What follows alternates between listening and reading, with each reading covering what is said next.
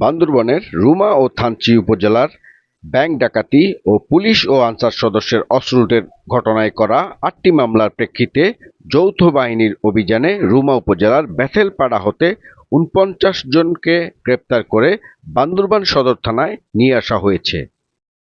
তাদের মধ্যে ৩১ জন পুরুষ এবং ১৮ জন মহিলা সহ মোট ৪৯ জন গ্রেপ্তার দেখানো হয়েছে বলে জানায় থানা পুলিশ।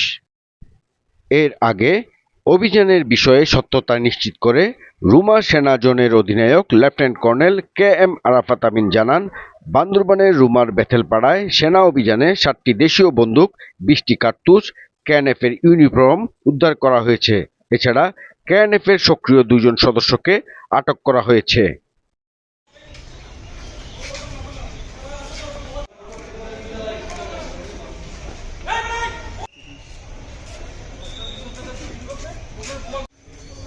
না না এটা কাগজ এটা